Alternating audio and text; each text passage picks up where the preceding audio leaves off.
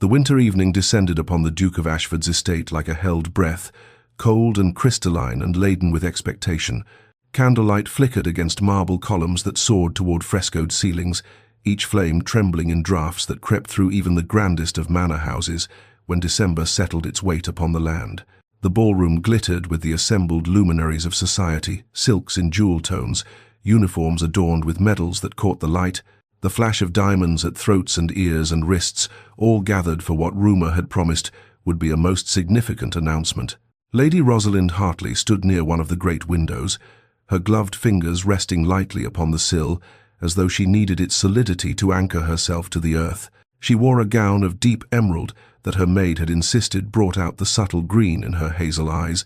though Rosalind suspected no one would notice, for she had long ago accepted that she was not the sort of woman who commanded attention when she entered a room. Her heart beneath the structured bodice was a tempest, wild and ungoverned, though her face showed only the careful composure she had perfected over years of concealing what must not be revealed. She had loved Edmund Ashford since she was old enough to understand that the peculiar ache in her chest when he smiled had a name, had guarded that love like a winter rose, protected beneath glass, beautiful, fragile, desperately sustained in conditions that should not allow it to survive. They had been children together, racing horses across the meadows that connected their families' estates, reading in the library while rain drummed against windows, sharing confidences in the unself-conscious way of youth before society taught them the dangers of intimacy. But time and duty had transformed the boy she knew into the Duke, had placed distance where once there had been effortless companionship, had built walls of propriety that she could not scale. Still, foolish heart that she possessed, she had nurtured hope. Tonight that hope fluttered in her chest like something winged and frantic, for Edmund had seemed different. These past weeks, seeking her out at gatherings, engaging her in conversations that stretched beyond mere courtesy, looking at her with an intensity that made her breath catch. The room smelled of hothouse flowers, their perfume cloying and almost suffocating, mingling with expensive French scents and the smoke of beeswax candles. The murmur of voices rose and fell like waves, speculation and gossip, dressed in polite tones. Then Edmund appeared at the top of the grand staircase, magnificent in his formal attire, every inch the Duke, and the room fell silent. Rosalind's heart hammered against her ribs as he descended, as he moved to the center of the ballroom where a small dais had been prepared. Beside him appeared a woman Rosalind had seen only once before, Lady Constance Beaumont, recently arrived from London, celebrated for beauty that seemed almost unreal in its perfection, golden-haired and porcelain-skinned like something painted by masters. Edmund raised his glass, and the world seemed to slow. "My dear friends," he began, his voice carrying across the hushed assembly, "I have asked you here tonight to share news of great personal significance. It is my honor and privilege to announce my engagement to Lady Constance Beaumont." The words struck Rosalind like physical blows, each syllable a separate violence. The room tilted on its axis, the candles blurred into streaks of light. The voices that erupted in congratulation became distorted and distant, as though she were drowning. She could not breathe, her corset seemed to constrict, the air turned to glass in her lungs. She saw Edmund's face, composed and dutiful, saw him take Constance's hand, saw the future she had secretly harbored shatter into irretrievable fragments. Her vision darkened at the edges, her legs lost their strength,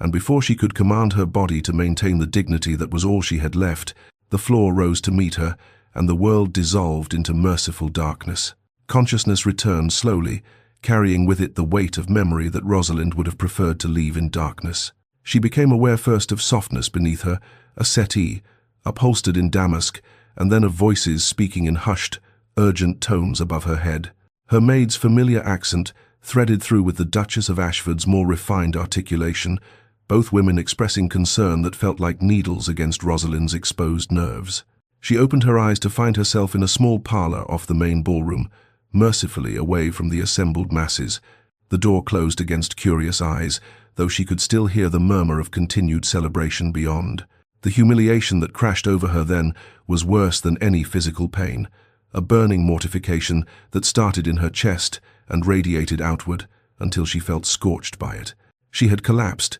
had made a spectacle of herself at the Duke's engagement ball, had revealed to all who witnessed what she had tried so desperately to conceal, that she was a foolish woman, undone by hopeless love. "I must go home," she said, her voice emerging hoarse and strange. Immediately, her maid, faithful Mary, who had served her since childhood, began to protest that she should rest, that a physician had been sent for, but Rosalind would not be swayed. She could not remain here, could not face the pitying looks, or worse, the knowing smirks of those who had perhaps suspected her pathetic attachment. The Duchess, elegant even in her concern, tried to insist that Rosalind stay until she was stronger, that the Duke himself had asked after her condition, but that information only strengthened Rosalind's resolve. She could not, would not see Edmund, not now, perhaps not ever, for what could he possibly say that would not deepen her humiliation? As Mary helped her to stand and wrapped her cloak around her shoulders, Rosalind's mind churned with memories that now seemed painted in entirely different colors. She and Edmund had been children together, their families' estates sharing a border, their parents encouraging a friendship that had seemed natural as breathing. They had raced horses across meadows starred with wildflowers, had read books in comfortable silence in the library at Hartley House, had shared confidences and dreams with the easy intimacy of youth. But somewhere in the transition from childhood to adulthood, Edmund had changed, or perhaps she had simply begun to see clearly what had always been true. He had inherited his title at 20, and with it had come a gravity, a distance, as though the dukedom required him to seal away the boy he had been. Their easy companionship had become formal calls and proper dances at balls, conversations that skated across surfaces rather than diving into depths. Yet Rosalind, foolish heart that she possessed, had interpreted his occasional moments of warmth, a smile that seemed genuine, a conversation that stretched beyond courtesy, his habit of seeking her out at social gatherings as signs of something deeper. She had built castles from sand, had nurtured hope where only friendly regard existed, had made herself into precisely the sort of pitiable creature she had always scorned, a woman diminished by unrequited love. The journey home through winter roads was a blur of cold and misery, her tears freezing on her cheeks before she could wipe them away. By the time her carriage reached Hartley House, she had made her decision with the clarity that sometimes comes from devastation. She would leave for her aunt's estate in Scotland within the week, would remove herself entirely from a situation that had become unendurable. She must excise this love like a surgeon, removing diseased flesh brutally, completely, accepting whatever pain was necessary to survive. Edmund Ashford stood alone in his study as the last carriages departed down the lamplit drive, the sounds of celebration fading into winter silence that felt less like peace than accusation. The fire in the hearth burned low, casting shadows that seemed to reach toward him with grasping fingers,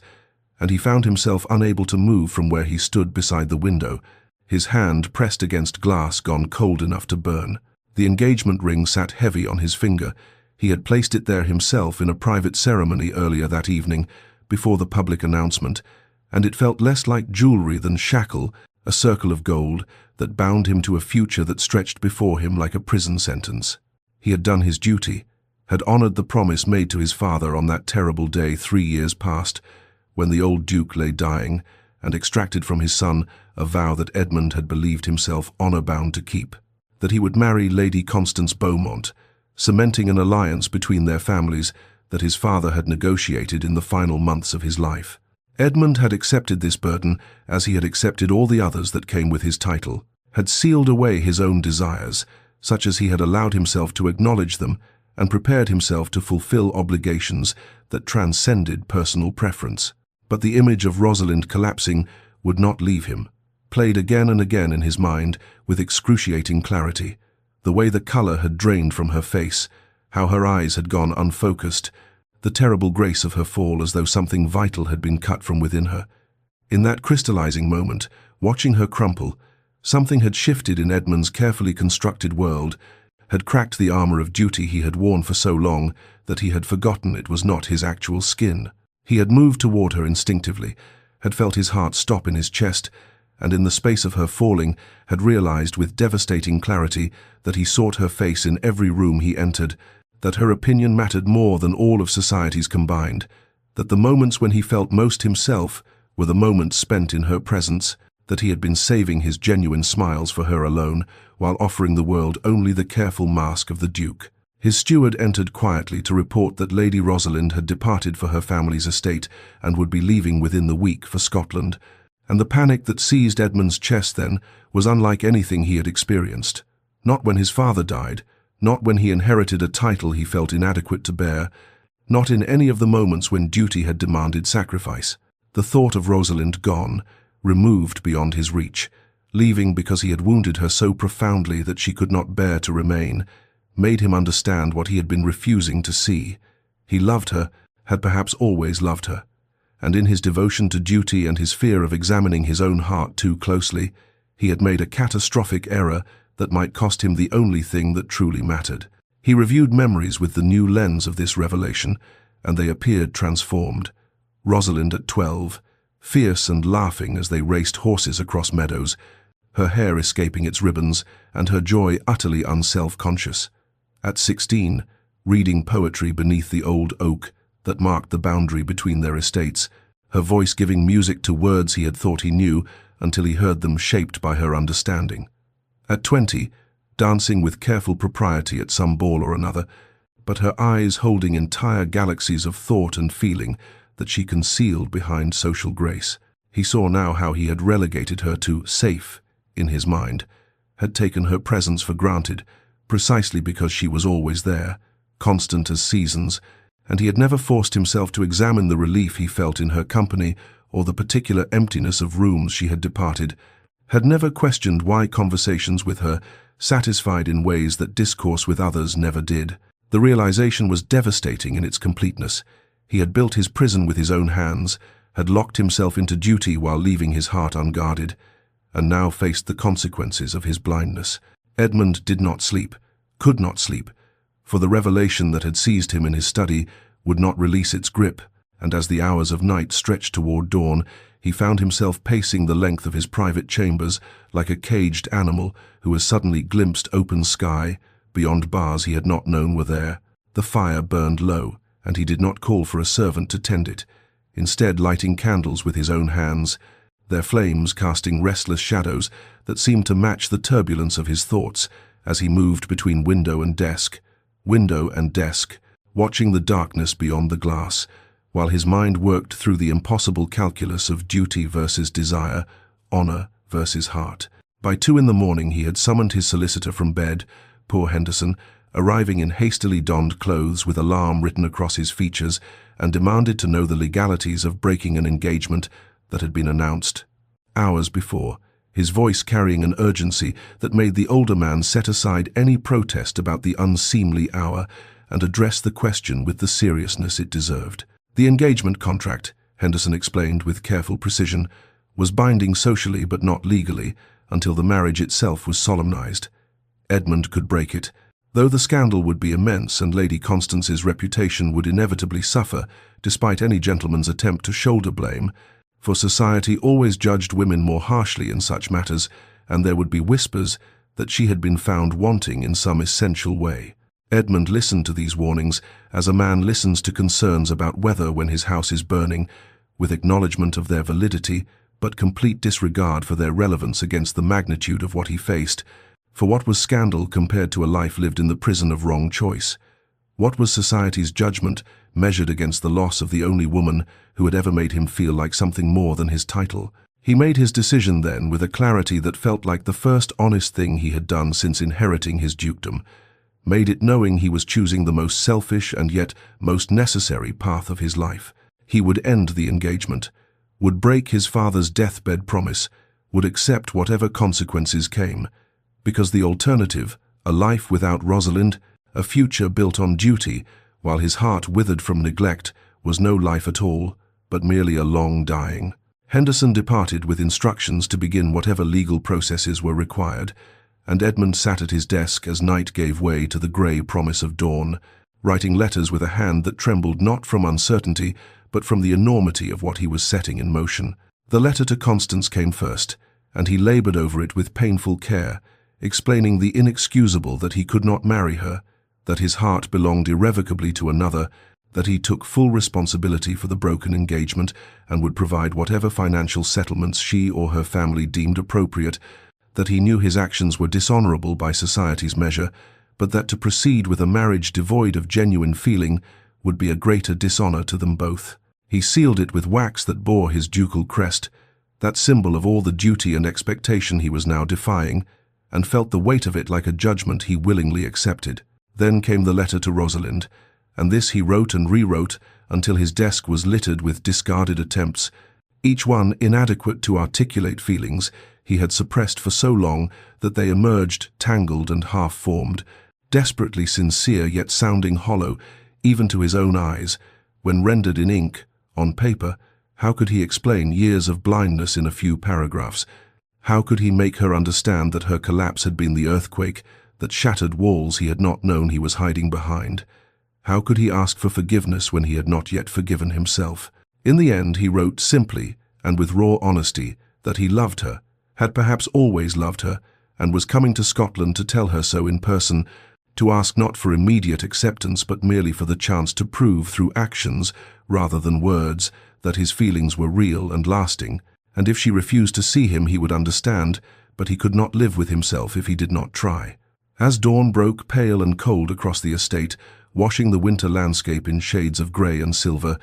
Edmund sent riders galloping toward London with his letter to Constance and toward Scotland with news that he would follow within hours, and stood at his window watching the light grow and feeling simultaneously like a man who had just leapt from a cliff and a man who had finally, after years of confinement, remembered how to breathe. Edmund had barely finished sealing the letters and arranging for the riders when his butler arrived with information that stopped him in his tracks. Lady Constance Beaumont had arrived at the estate and requested immediate audience with His Grace, and the gravity in the man's tone suggested that refusal was not an option that would serve anyone well in the current circumstance. Edmund's first instinct was to refuse. Every moment delayed was a moment Rosalind travelled further from him, further into her exile and her pain, but he recognized that he owed Constance the courtesy of facing her directly rather than leaving her to discover his defection through a letter delivered by proxy. However cowardly the easier path might have seemed in his urgency to depart. He received her in the morning room where pale winter sunlight did nothing to warm the chill atmosphere of anticipated confrontation, and he stood as she entered with the bearing of a man prepared to accept whatever fury she brought,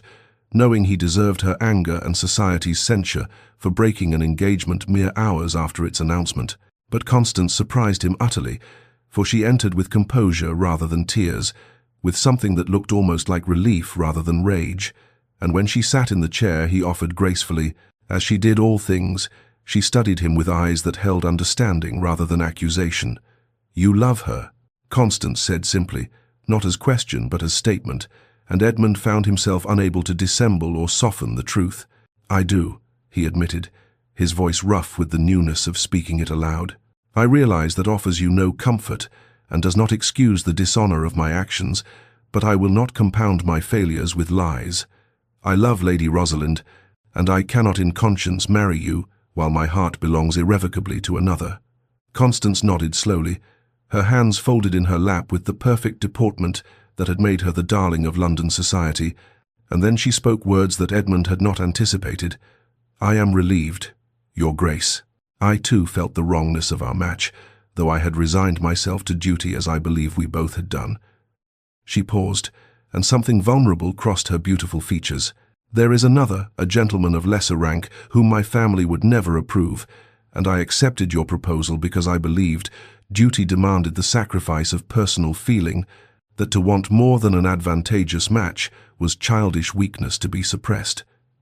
Edmund sat then, the weight of realization settling over him that they had both been prisoners of the same constraints, both trapped by expectations and family obligations that demanded the surrender of authentic feeling in service to social advantage. "I saw your face when Lady Rosalind collapsed," Constance continued, her voice soft but certain. "I recognized in your expression the mirror of my own hidden longing, the look of someone watching their heart walk away while duty holds them paralyzed. In that moment, I understood that we would both be miserable if we proceeded, that we would spend our lives as cordial strangers, sharing a name but never sharing the truth of ourselves." They spoke then with remarkable honesty, two people freed by catastrophe to acknowledge what neither had dared voice: that arranged marriages without affection were prisons that harmed everyone they touched, That duty without authentic feeling was a slow death of the spirit, that they each deserved the chance to pursue genuine love, even if society deemed such pursuit selfish or improper. Constance asked only one thing: that Edmund publicly shoulder the blame for the broken engagement, allowing her family to maintain that she had been grievously wronged, rather than admitting she was complicit in ending the arrangement. For a woman's reputation was more fragile than a man's, and she needed whatever protection his acceptance of fault could provide. Edmund agreed without hesitation, understanding that his title and position gave him armor against social consequences that Constance lacked, and he promised settlements generous enough to ensure no one could claim she had been left destitute or abandoned without care. They parted not as former betrothed but as unlikely allies, each freed to pursue the truth of their hearts. And as Constance departed, she turned at the door to offer him words he had not expected. "Go to her, your grace. Do not let duty or fear keep you from the love you have found. Life is too brief for such waste." Edmund watched her carriage disappear down the drive and felt the weight of obligation lift, replaced by the crystalline clarity of purpose. He would go to Scotland, he would find Rosalind, and he would spend whatever time she granted him, proving that his love was real and lasting and worth the scandal they would face together. Edmund departed within the hour of Constance's leave-taking, his coach laden with minimal luggage, for he could not bear the delay of extensive preparation, and as the wheels began their northward journey, through countryside still locked in winter's grip, he found himself suspended between desperate hope and suffocating fear, the landscape passing outside his window, becoming a blur of white fields and bare trees that registered only distantly, while his mind travelled paths of memory that suddenly held new and painful clarity. The journey to Scotland would take days even in favourable conditions, and the weather conspired against haste, as though the universe itself wished to test his resolve. Snow began to fall on the second day, thick and relentless, slowing their progress to a crawl as the horses struggled through drifts that grew deeper with each passing mile, and Edmund sat in the cold coach wrapped in furs that did nothing to warm the chill of anxiety that had settled into his bones. Watching the storm and seeing in its fury a mirror of his internal turbulence, the fear that he was too late, that Rosalind would refuse him, that he had damaged something precious beyond all possibility of repair. The forced slowness of travel became a kind of torture, each delayed hour an agony of helplessness, but it also became an unexpected gift, for in the long cold days, with nothing to do but think and remember, Edmund found himself truly examining for the first time what Rosalind had always meant to him, and the memories that surfaced carried the weight of revelation. He remembered her at 12 years old, all fierce determination and wild laughter as they raced their horses across the fields between their estates, how even then she had never let him win, simply because he was the Duke's heir, how her competitive spirit had delighted rather than offended him, how he had felt more genuine in those childhood races than in any formal dinner or society event. He remembered her at 16, discovered one summer afternoon reading poetry beneath the ancient oak on the boundary of their properties, how she had looked up at his approach, not with the simpering flutter that other young ladies had begun to employ, but with simple pleasure at his company, how they had spent hours discussing the poems and their own dreams for futures that seemed impossibly distant, how she had listened to his confession that he felt inadequate to the duties that awaited him and had not offered empty platitudes, but had instead said quietly that perhaps the awareness of inadequacy was what would make him a good duke, for it would keep him humble and striving. He remembered her at 20, dancing with him at a ball with careful propriety that society demanded, but he recalled now what he had not let himself see then, how her eyes had held depths that called to something in him, how her gloved hand in his had felt like an anchor in a sea of superficial social performance, how when the dance ended and she moved away, he had felt the absence like a physical loss, before pushing the feeling down and away, burying it beneath layers of duty and denial. Edmund saw now with devastating clarity how he had relegated Rosalind to a category in his mind, labelled safe. She was always there, a constant presence at neighbouring estate and social gatherings, and he had taken that constancy for granted, with the thoughtless cruelty of someone who assumes the sun will always rise, never examining the relief he felt when he spotted her face in crowded rooms, never questioning why conversations with her left him feeling seen rather than performing, never acknowledging the emptiness that pervaded spaces she had departed. He had told himself their friendship was simple and uncomplicated, had convinced himself that the warmth he felt in her presence was merely the comfort of long acquaintance, had looked past her again and again in his search for whatever he thought love was supposed to be: grand passion, overwhelming attraction, the kind of romance that poetry described, and in doing so had failed to recognize that love had been quietly present all along, in every shared laugh, every honest conversation, every moment when he had been simply Edmund rather than the Duke of Ashford. The realization carried crushing guilt, for how many years had he wasted, how many opportunities had he missed to speak the truth of his heart, how deeply had he hurt her through his blindness,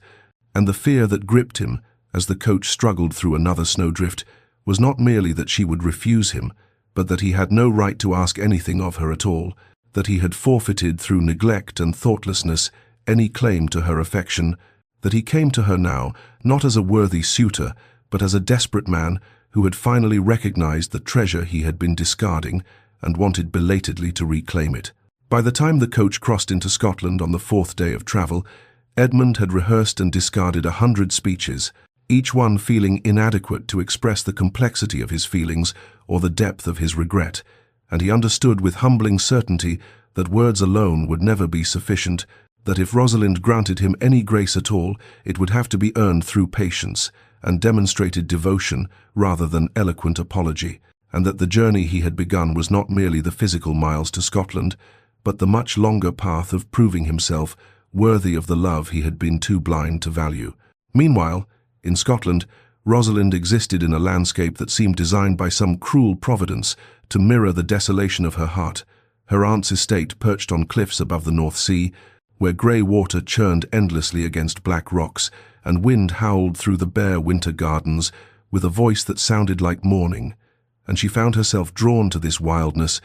to the raw honesty of a place that made no pretense of gentleness or comfort, but instead offered the fierce consolation of matching her internal devastation with external severity. She walked the cliffs daily regardless of weather, her cloak whipping around her as salt spray stung her face, and she welcomed the physical discomfort because it gave her something tangible to feel beyond the nebulous ache that had taken up permanent residence in her chest. The grief that was not just for losing Edmund, though that loss carved through her like a blade, but for the death of hope itself, for all the years she had spent interpreting small kindnesses as potential affection, arranging her life around the possibility of his regard, diminishing herself into a creature of waiting and wanting that she now viewed with something approaching contempt. She determined with the fierce clarity that sometimes comes after devastation that she would rebuild herself into a woman who did not need love, who found meaning and purpose in endeavors that did not depend on being seen or chosen by any man,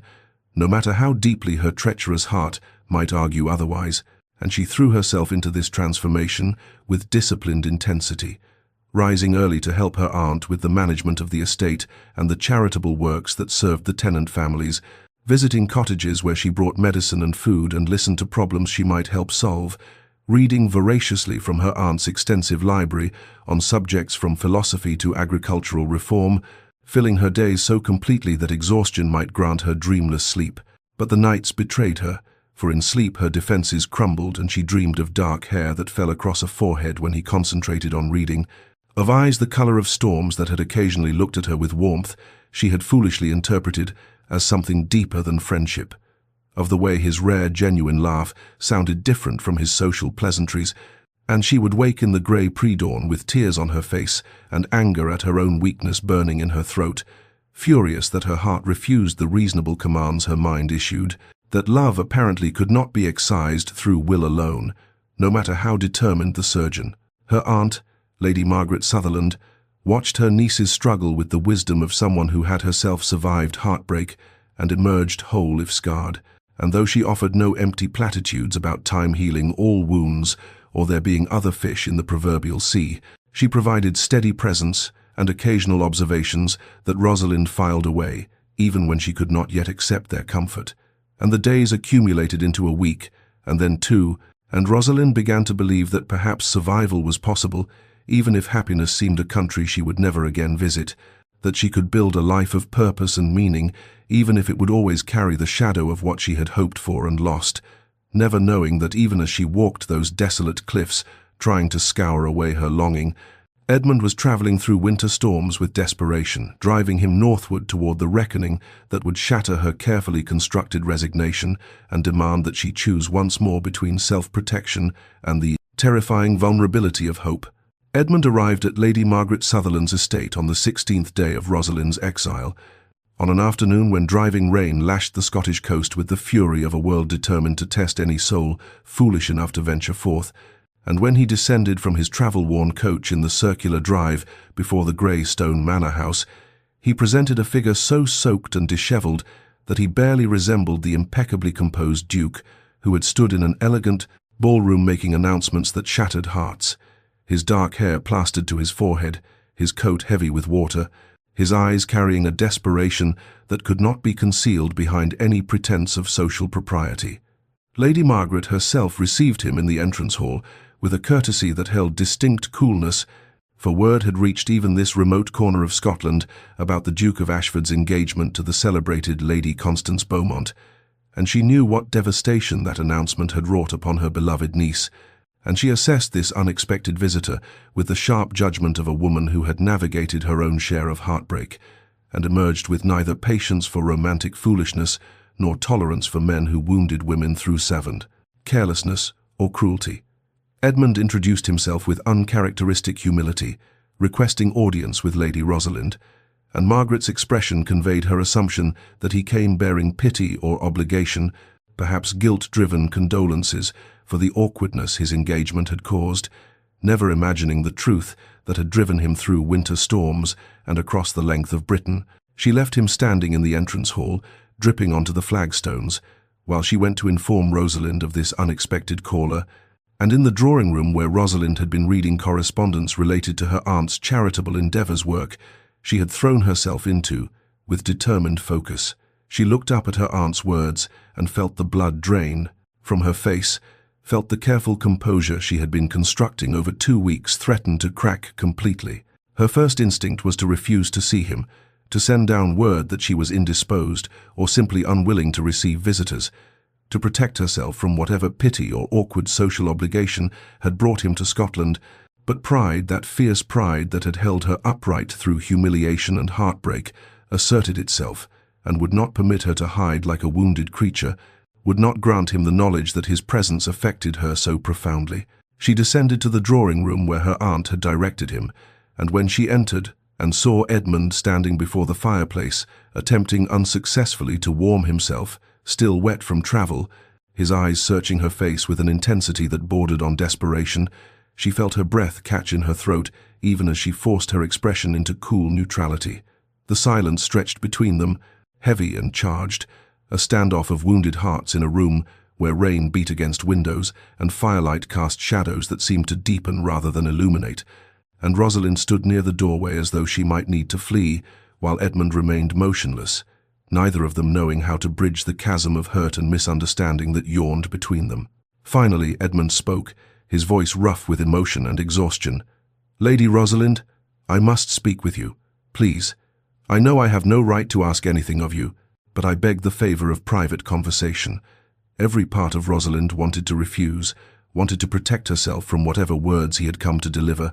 for she could not endure his pity or his guilt-driven kindness, could not bear to have him witness how thoroughly he had devastated her, but something in his face, a vulnerability she had never before seen in the composed Duke, a rawness that suggested his own wounds made her hesitate, made her consider against all reasonable judgment that perhaps he had not come merely to salve his conscience. She glanced at her aunt, who stood near the doorway with protective concern evident in her posture, and Margaret gave the smallest nod, granting permission while making clear she would remain nearby, should Rosalind need rescue from whatever this encounter might bring. "Very well," Rosalind said, her voice carefully measured to reveal nothing of the storm raging within her. "The library will provide privacy." They moved in tense silence down the corridor to the library, a room lined with books from floor to ceiling, where rain streamed down tall windows overlooking gardens that had surrendered to winter's harsh rule. And as Edmund closed the door behind them, Rosalind felt as though they had been sealed into a grey cocoon, away from the world. Just the two of them, and whatever truths or further wounds this conversation might reveal, and she wrapped her arms around herself like armor and waited for him to speak words she was certain would break her heart anew. Edmund did not know where to begin, and the library that had seemed a refuge now felt like a chamber designed specifically for this confrontation, for the speaking of truths that might heal or irrevocably damage whatever fragile connection remained between them, and he began to pace with the restless energy of a man who had rehearsed 1,000 speeches during his journey north, only to find every carefully chosen word inadequate, now that Rosalind stood before him with her arms wrapped defensively around herself and her eyes guarded against whatever pain he might inflict. He stopped before the rain-streaked windows, his back to her as he gathered courage, then turned to face her with an expression that held none of the ducal composure she had always known, but instead revealed something raw and uncertain. "The engagement is ended," he said, the words emerging with quiet finality. "Annulled by dawn," after the announcement. Rosalind felt her heart lurch violently in her chest, a traitorous surge of hope that she immediately crushed with fierce determination, for she could not allow herself to be wounded again by misinterpreting his intentions or ascribing meaning to actions born of guilt or social obligation. She forced coldness into her voice, wrapped herself in the armor of formality that had always existed between them in public spaces. "I do not require a report of your affairs, Your Grace." The title struck him visibly, a flinch that he could not quite conceal, for it placed distance between them that felt like miles rather than the few feet of Turkish carpet that actually separated them, and she saw his jaw tighten as he absorbed the wound she had deliberately inflicted. Edmund moved closer, though he stopped at a respectful distance, and began to speak with halting difficulty about his father's deathbed promise made years ago when he was barely 20, about the engagement contract signed when Constance was still a child in the schoolroom, and he, a young man who believed duty was the highest calling, about how he had compartmentalized his life into obligations that must be fulfilled and desires that must be suppressed until he no longer knew how to examine his own heart or name his own feelings. Rosalind listened with her arms still wrapped around herself like armor, her mind screaming at her not to soften, not to let his explanations breach the walls she had constructed during 2 weeks of grief and determination, for she could not survive having hope kindled only to be extinguished again. "Why are you telling me this?" she asked, and the question emerged sharper than she intended,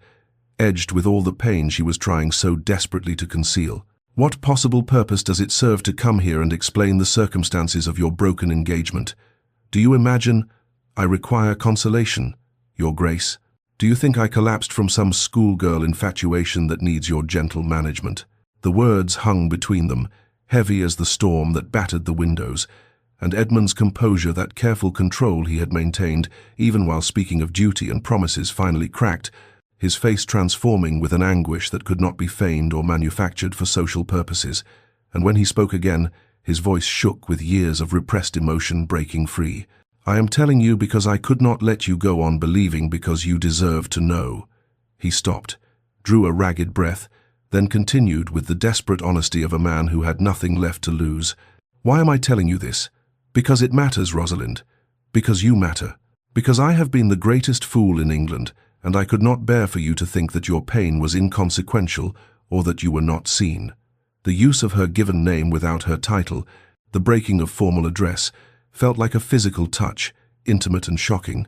and Rosalind felt her carefully maintained coldness waver even as she fought to maintain it. Edmund's composure, that careful control that had defined him for as long as Rosalind had known him, the ducal mask that he wore like armor in every ballroom and drawing room, shattered completely,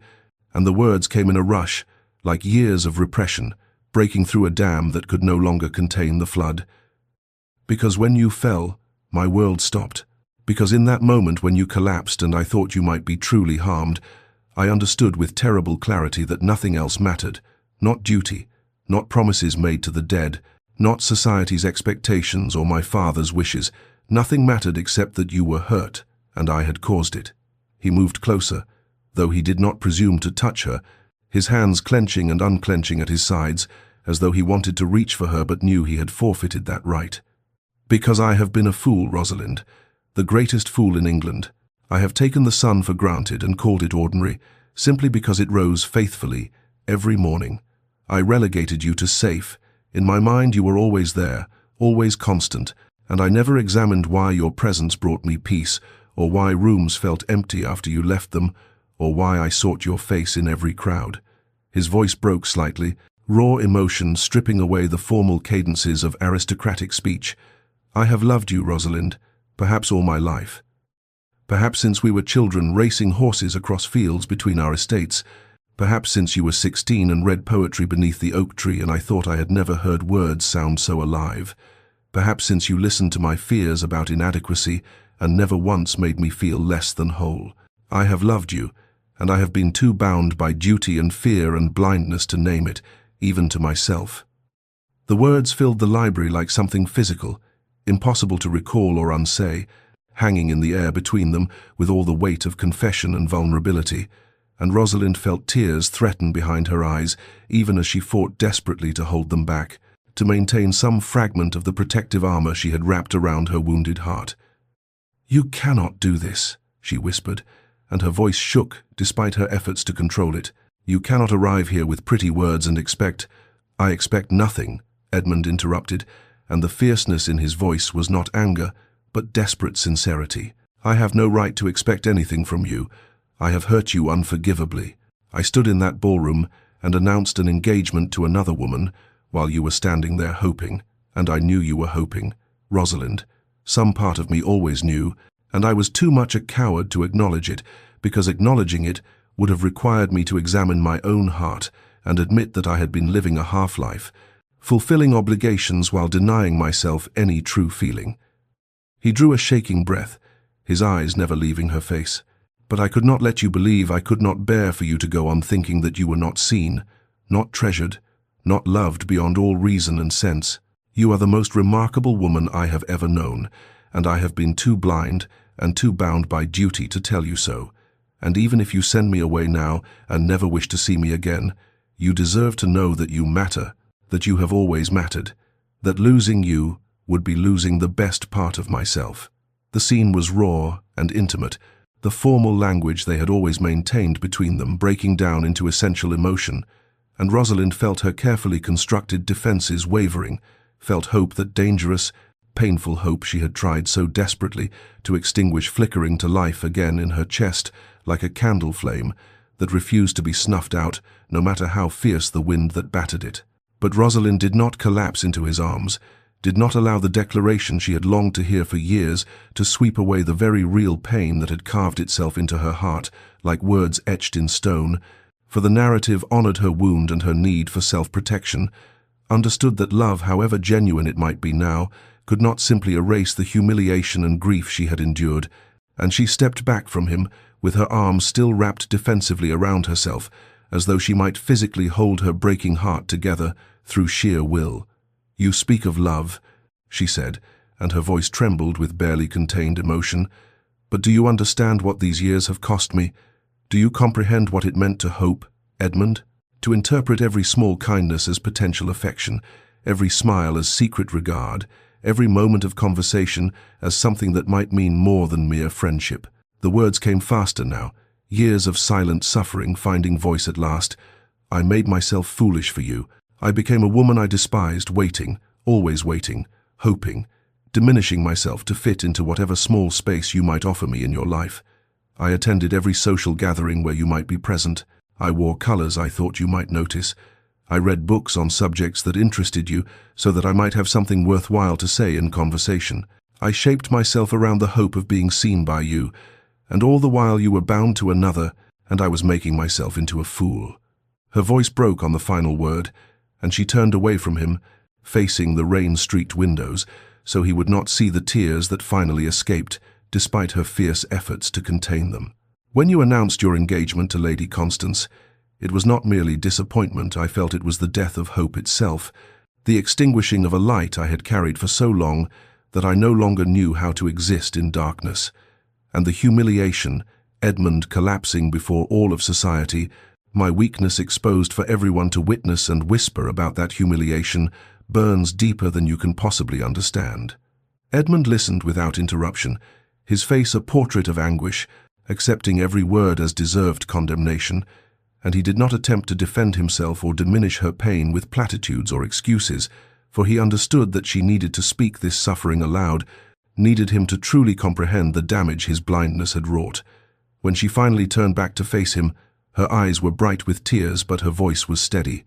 "I will not return to that woman. I will not become again someone who waits and hopes and diminishes herself. I have spent these weeks in Scotland trying to become someone who does not need your regard to feel whole, someone who can exist independently of whether you see me or not. And I will not surrender that hard-won strength simply because you have finally decided to look in my direction."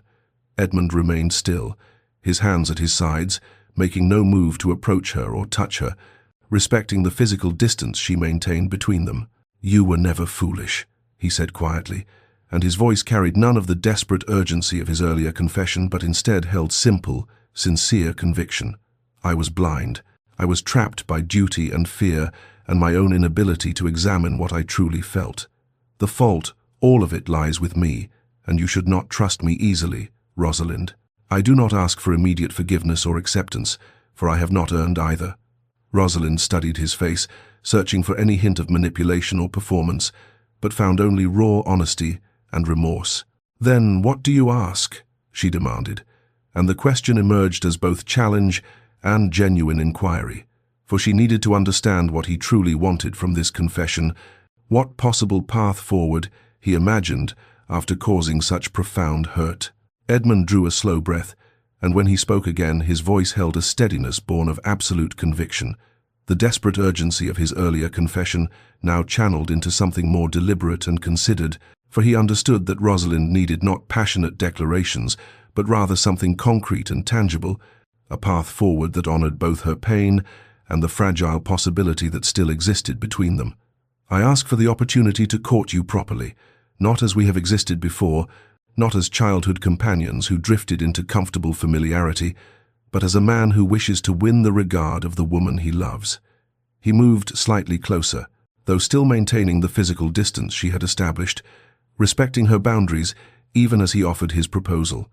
"I will remain in Scotland. If you permit it, I will take rooms at the village inn and call upon you properly, with all the formality and intention that courtship requires. You will dictate the terms entirely, the pace, the frequency of visits, the activities we share. If at any moment you wish me gone, if you find my presence burdensome or my attentions unwelcome,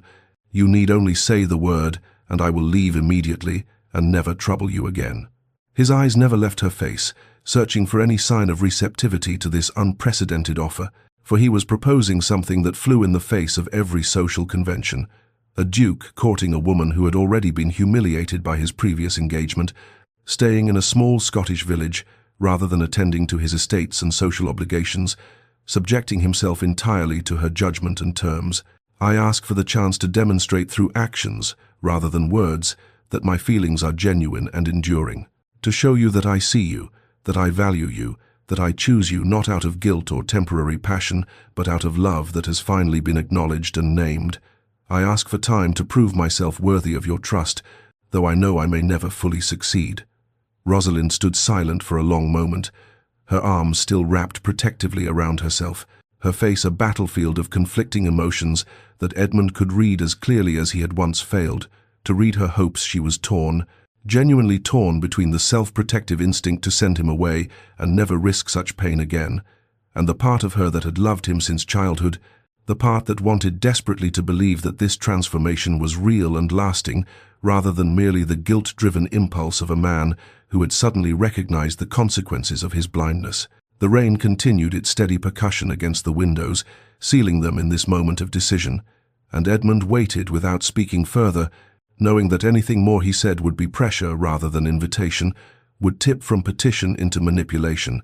and he had meant what he said. She must be entirely free to choose, must feel no obligation or coercion, must come to him only if she truly wished to, only if she believed the possibility worth the risk. Finally, Rosalind spoke, and her voice was cautious but not entirely closed.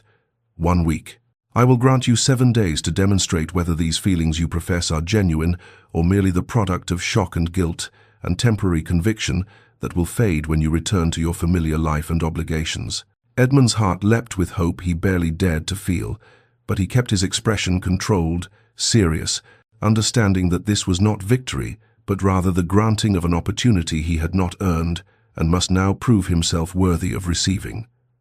7 days. I ask nothing more, and I am grateful beyond measure for even that much. I will not waste a single moment of the time you have granted me.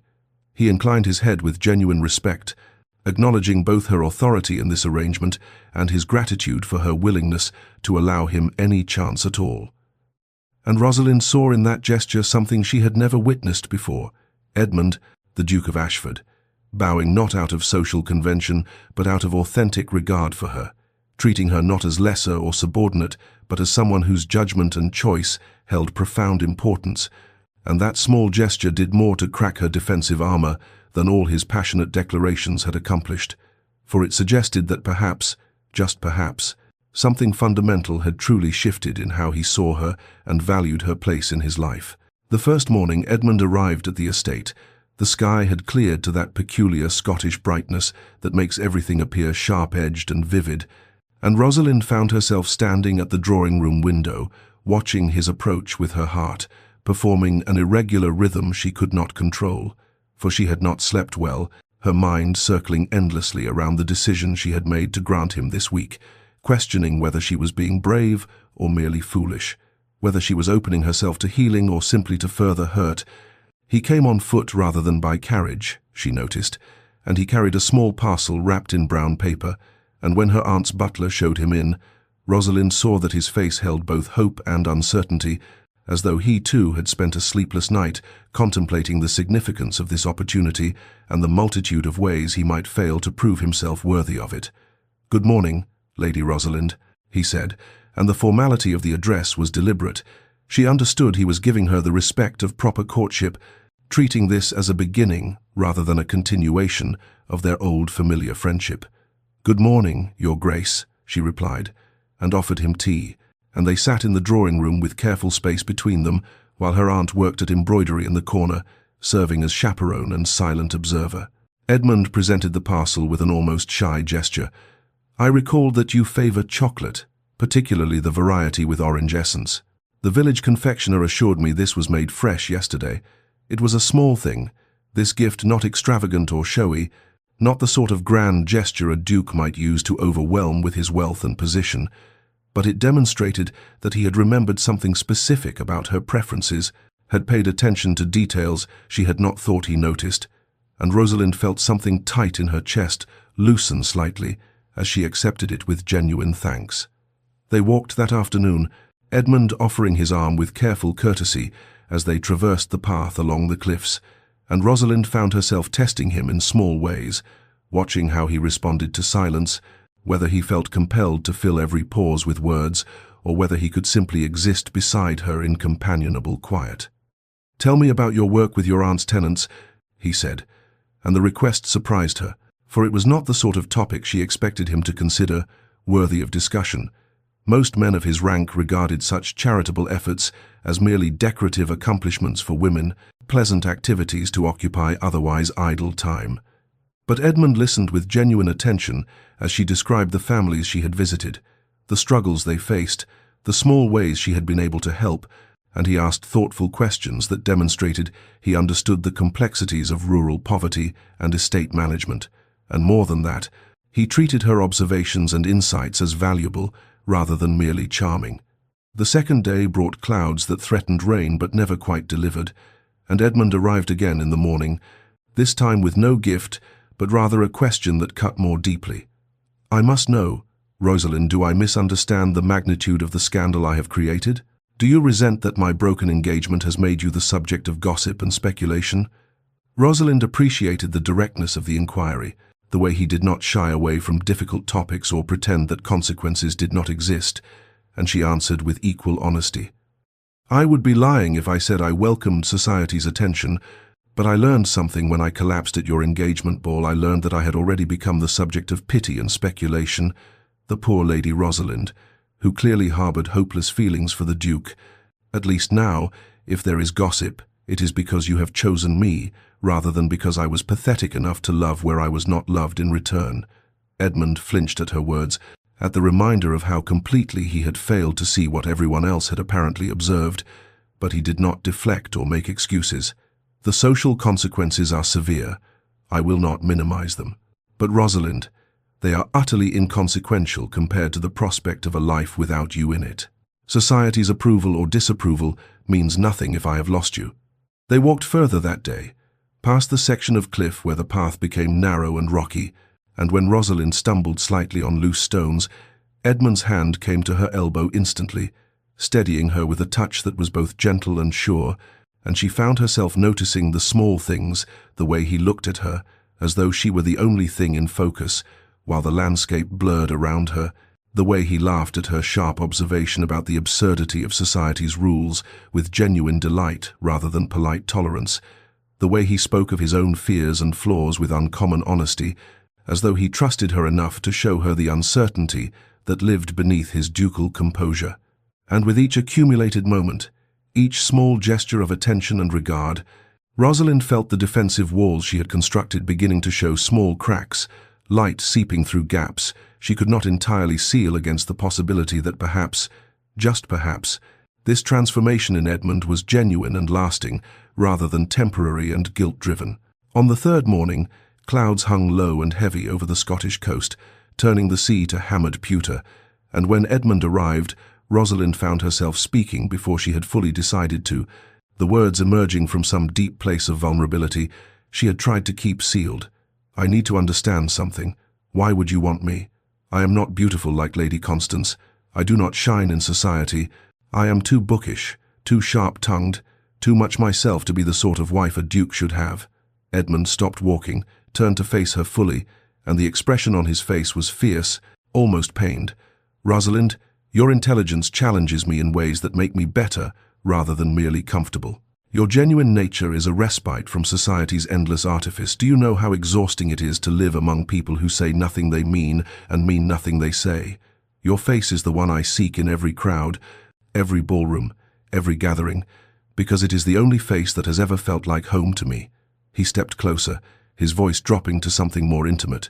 And you are beautiful, though I suspect you have never believed it, because your beauty is not the obvious sort that society celebrates with such tedious predictability. It is in the way your eyes light with passion when you speak of something that matters to you, in the strength of your profile when you stand at the cliff's edge, in the curve of your smile when something genuinely amuses you, rather than when you smile out of mere politeness. Rosalind felt heat rise in her cheeks,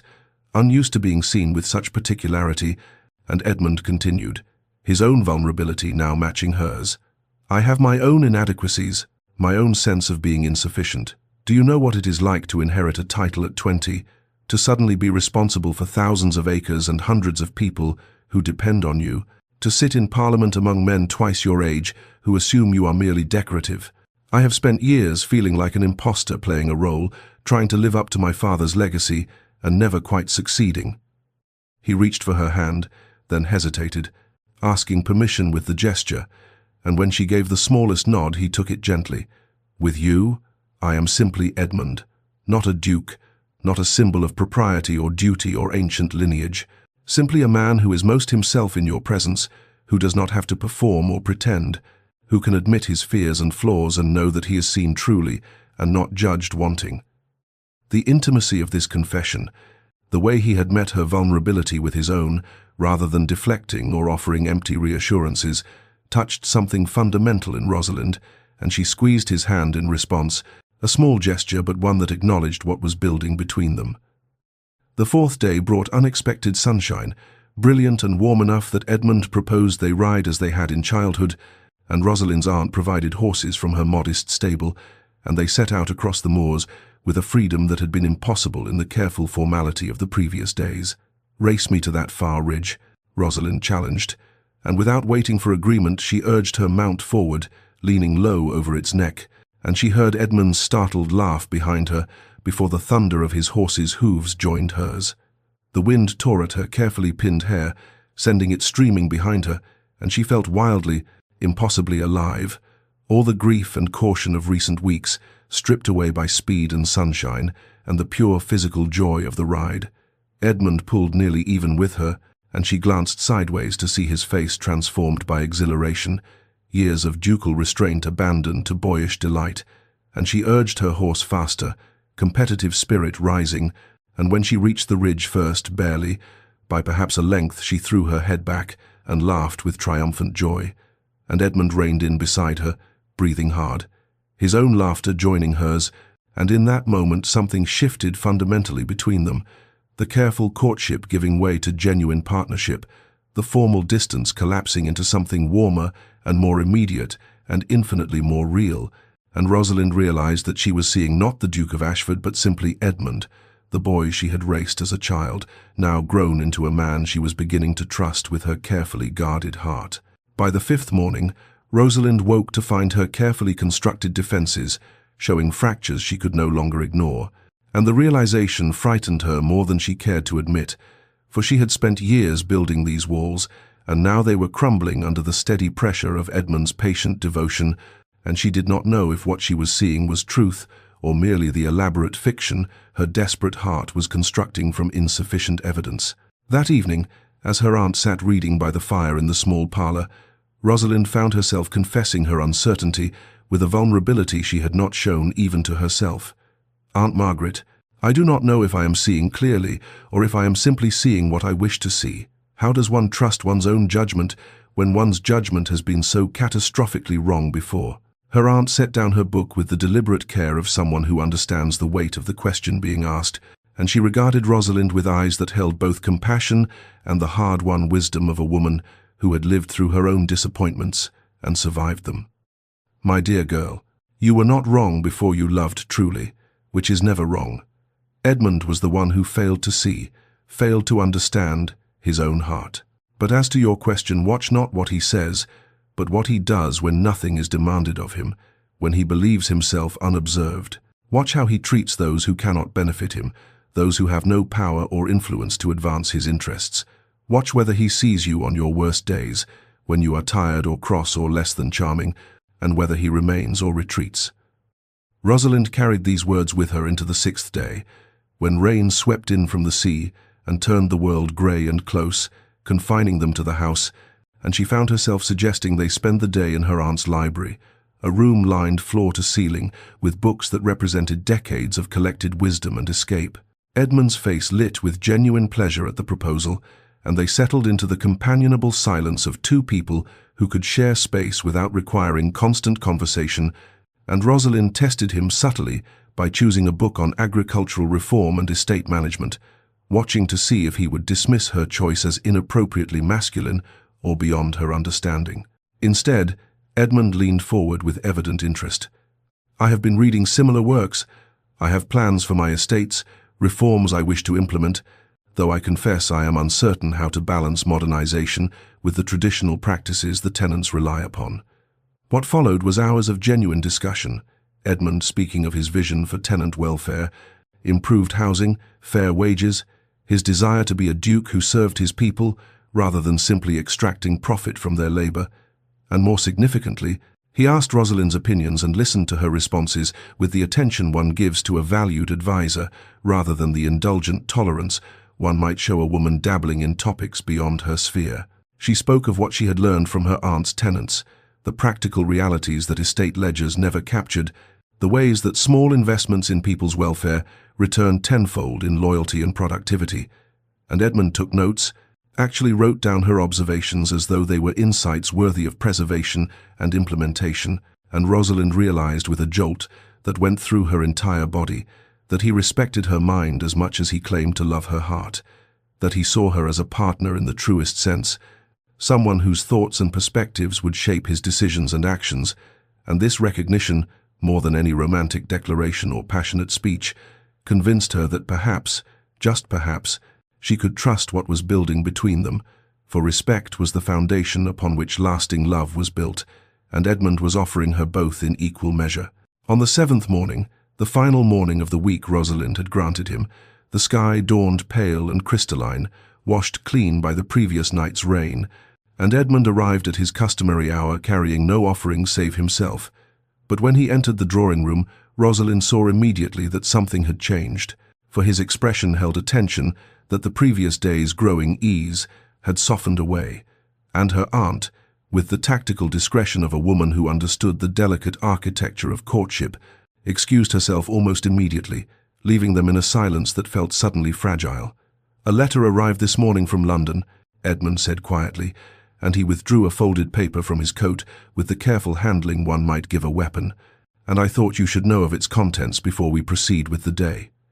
He handed her the letter, and Rosalind took it with fingers that trembled slightly, not from fear but from the sudden understanding that this was a test neither of them had anticipated, but which would nevertheless prove decisive, and as her eyes moved across the elaborate script, she felt the words arrange themselves into a portrait of crisis. Society had erupted in scandal over the broken engagement. Edmund's peers were demanding his immediate return to London to explain himself and make amends.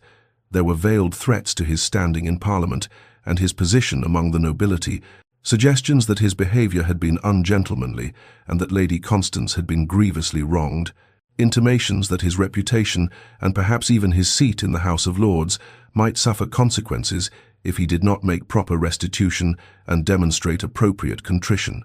Rosalind read to the end, then carefully refolded the letter, her heart beating hard against her ribs. For here was the moment her aunt had warned her to watch for what would Edmund do when duty called in its most imperious voice, when the weight of expectation and consequence pressed upon him, when choosing her meant definite loss and choosing obligation meant certain safety. She would not ask, would not press or manipulate or demand, for if she had learned anything in these 7 days, it was that love must be chosen freely, or it was merely another form of prison, and so she simply handed the letter back to him and watched his face, giving him the space to make whatever choice he would make without the pressure of her visible need. Edmund took the letter, and for a long moment he simply looked at her, and she saw the struggle play across his features, years of training in duty warring with the newer, rawer truth of what he felt, and then quite deliberately, with a finality that seemed to echo in the quiet room, he folded the letter once more and set it aside on the small table beside him. "I will write my response here," he said quietly, and his voice held a certainty that made Rosalind's breath catch. "For my place is wherever you are, and if society cannot accept that, then society can manage without me for as long as necessary." He moved to her aunt's writing desk, selected paper and pen with calm efficiency, and began to write, while Rosalind stood motionless, watching as he chose her not because she had asked or demanded or manipulated, but because when faced with the choice between her and everything else, he had decided she was worth the cost of everything else, and the letter he composed, which he did not hide from her view but rather wrote with transparent honesty, stated plainly that he would not be returning to London, that he stood by his choice to end his engagement to Lady Constance, that he would face whatever social or political consequences resulted, and that those who wished to withdraw their support or friendship were free to do so, for he had found something more valuable than their approval, and he would not surrender it to appease their sense of propriety. When he finished, he sealed the letter, set it aside for posting, and turned back to Rosalind, and she felt the last of her carefully constructed walls collapse like a fortress whose defenders had finally, gratefully, laid down their arms. For he had passed the test she had not named, but which mattered more than all the others combined. He had chosen her when it cost him something real, when it would have been easier and safer to choose otherwise.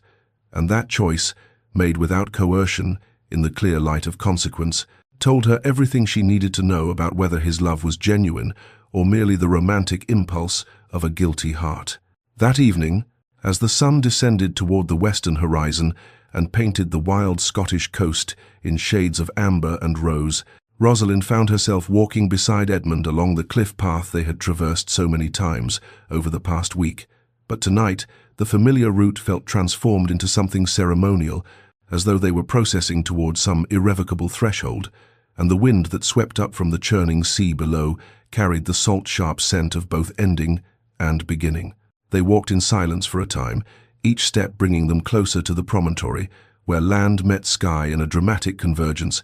and Rosalind felt the weight of the week pressing upon her 7 days that had rebuilt what years had broken, that had shown her not the Edmund she had imagined loving, but the Edmund who actually existed, flawed and vulnerable and real. And she knew with a certainty that had nothing to do with girlish fantasy and everything to do with hard-won understanding, that she stood at a moment of choice that would define the shape of her entire life. When they reached the cliff's edge, where the land dropped away into grey-green water, and the sky stretched infinite above them, Rosalind stopped and turned to face him, and the words she had been composing all day finally found their way into the open air.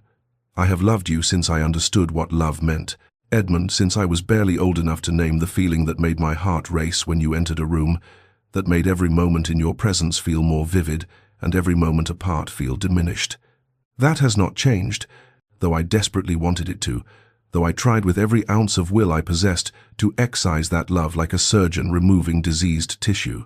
She saw him begin to speak and raised her hand gently to still him, for she needed to finish this accounting, needed to speak all of it while she had the courage. You hurt me terribly, not through cruelty or malice, but through blindness, and perhaps that makes it hurt more rather than less, to know that I was so thoroughly unseen by the person I most wanted to be visible to. The scar of that will not simply vanish, Edmund. It will be part of me, part of us, if we become an us. And you need to understand that there will be days when that old wound aches, when my trust wavers, when I need reassurance that I am not simply convenient or comfortable, but genuinely chosen. Edmund nodded, his face grave with acceptance, not trying to minimize or dismiss what she was telling him, and this acknowledgement of her pain, rather than defensiveness against it, steadied something in Rosalind's chest, gave her the courage to continue. But you have shown me this week that you see me, truly see me, not as an ornament or a helpmate or a solution to the problem of securing an heir, but as myself, Rosalind, with all my peculiarities and sharp edges and inconvenient opinions. You have listened when you did not have to, stayed when it would have been easier to leave, chosen me when that choice cost you something real. She felt tears gathering but did not try to stop them, for they were not tears of weakness but of truth finely spoken. And I find that I still believe in the possibility of us, despite everything, despite all my very rational fears and all the excellent reasons my mind can produce for protecting myself. My heart apparently has more courage than my mind would advise, or perhaps it is simply more foolish. I cannot yet tell the difference. Edmund reached for her hand slowly, telegraphing his intention, asking permission with his eyes before touching her, and when she gave the smallest nod, he took her hand with a reverence that made her breath catch, holding it as though it were something infinitely precious and infinitely fragile. I will spend my life earning your trust, Rosalind, not just this week, but every day forward. When the old wound aches, I will be patient. When you need reassurance, I will provide it, not with resentment, but with gratitude that you are willing to risk your heart again, despite having every reason not to. The sun had nearly reached the horizon now, and the light that bathed them was golden and transient, the kind of light that made everything it touched seem both more beautiful and more temporary. And Rosalind felt a smile begin, tentative but genuine, the first truly unguarded smile she had allowed herself in his presence. Then, ask me properly, Edmund. Ask me what you came to Scotland to ask, and let us see if we can build something real from these fragile beginnings. Edmund sank to one knee on the wind-swept promontory, where land surrendered to sky and sea churned grey-green far below, and the last light of the dying sun painted everything it touched in shades of rose and amber and gold, transforming the wild Scottish coast into something mythical, a stage set by nature itself for moments of irrevocable consequence. And when he looked up at Rosalind with eyes that held every vulnerable thing he had ever felt, she saw her own reflection there, not diminished or made small, but magnified, treasured, held as something infinitely precious, and his voice when he spoke trembled with an emotion too large to be contained by mere composure. Lady Rosalind Hartley, you have been my conscience, when I was most in danger of losing myself to duty's cold demands, my joy when I did not even realize I was walking through grey emptiness, my home, when every grand estate felt like nothing more than an elaborate prison, even when I was too foolish, too blind, too bound by fear and obligation to recognize what you meant to me, what you have always meant. He paused, gathering himself, and she could see him struggling to articulate something for which formal language seemed suddenly inadequate, the careful words of their class failing before the immensity of what needed to be expressed. You are the bravest, most remarkable woman I have ever known, brave enough to love when it brought you only pain, brave enough to guard your heart when I finally came to claim it, brave enough to risk hope again when every rational instinct must have screamed at you to protect yourself, and I do not deserve you, Rosalind. I know that with a certainty that will never leave me, but I will strive every day of my life to become a man who could possibly be worthy of the extraordinary gift of your love." From within his coat, he withdrew a ring, and Rosalind saw immediately that it was not the ostentatious diamond one might expect a duke to offer, not some massive stone meant to display wealth and status, but rather a band of warm gold set with a sapphire, the deep blue of September skies, her birthstone, she realized with a catch in her throat, something chosen specifically for her, personal and thoughtful, and entirely Edmund, the man rather than the title. "Will you marry me, Rosalind? Not because of duty or arrangement or social expectation, not because it makes sense on paper or satisfies our family's ambitions, but because I love you with everything I am and everything I hope to become, because I choose you consciously and gratefully and completely above all else, above reputation and convenience, and the approval of a society that values propriety more than truth." The question hung between them, crystalline and perfect, and Rosalind felt tears spill hot down her cheeks, but these were not the tears of sorrow that had marked so many nights since the ball, not the tears of humiliation or grief or hope, dying slowly in darkness. These were tears of joy, of relief, of a future suddenly blooming, possible and real before her, and her voice when she found it was first a whisper, then growing stronger, more certain. "Yes, yes, Edmund, I will marry you." And when he slid the ring onto her finger with hands that shook slightly, when he rose and cupped her face with such infinite tenderness that she felt herself transformed from merely seen to truly cherished, when he kissed her with years of repressed longing, finally freed, and she kissed him back with equal fervor, equal relief, equal joy, the narrative of their lives shifted irrevocably from separate stories of duty and hidden feeling into a single story of chosen love, and the sea wind that swept around them, and the last gold light that bathed them, and the wild beauty of the Scottish coast, all seemed to bear witness to this moment that was simultaneously an ending and a beginning, the closing of years of blindness and pain, and the opening of a future built not on arrangement or obligation, but on the radical, transformative choice to see and be seen, to love and be loved, to build something real and lasting from the fragile, precious materials of two hearts, finally, gratefully, coming home. They returned to England as winter surrendered reluctantly to early spring, and the journey south felt entirely different from Edmund's desperate flight north weeks earlier, where before he had travelled alone through storms of weather and heart. Now Rosalind sat beside him in the carriage, her hand in his, and the tentative green appearing on bare branches seemed to mirror the cautious hope growing between them, fragile but persistent, pushing through frozen ground toward light. But if the natural world welcomed the changing season with unquestioning acceptance, London society proved far less accommodating, and the scandal that had been brewing in their absence had fermented into something toxic and pervasive,